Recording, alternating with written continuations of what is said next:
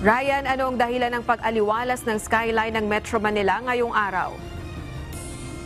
Rosalie, dahil ito sa malakas na buhos ng ulan sa magdamaga, kaya pumapasok na yung hangin, kaya itong smog ay unti-unti na nawawala.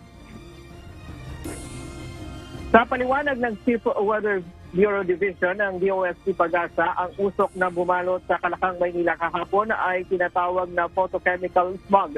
Nangyayari daw ito sa pamamagitan ng thermal inversion na isang itong natural phenomena na di pangkaraniwang nangyayari.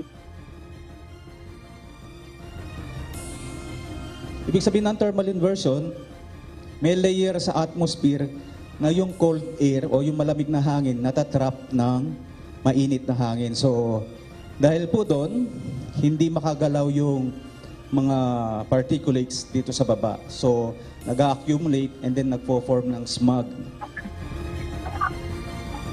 Galing daw ito sa mga pollutants gaya ng mga sasakyan at iba pang industriya dito sa Metro Manila. Isang factor din daw ang geographical location ng Metro Manila dahil sa mapa ng Luzon na makukonsidera na bahagi ng valley ang Metro Manila.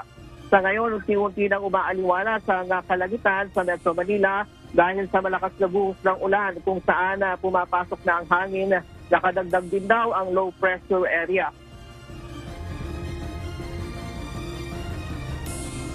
So sa ngayon po makikita natin halos na medyo humina na o medyo nakiklear na. Isang factors po yan, umulan po ng malakas kaninang madaling araw o kagabi dahil sa thunderstorm.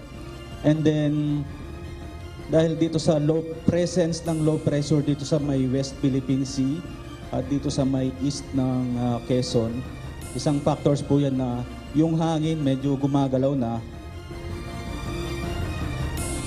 Dagdag pa ng DOST Pag-asa, nakakasama sa kalusugan ang taglay na nitrogen oxide ng photochemical smog na ito na nangyari sa Metro Manila sa pangmatagalang pagka-expose dito.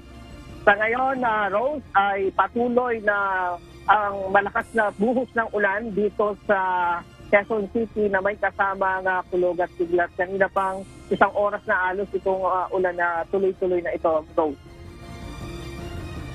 Alright, maraming salamat Ryan Lacanlale, nagulat ng live mula sa Quezon City.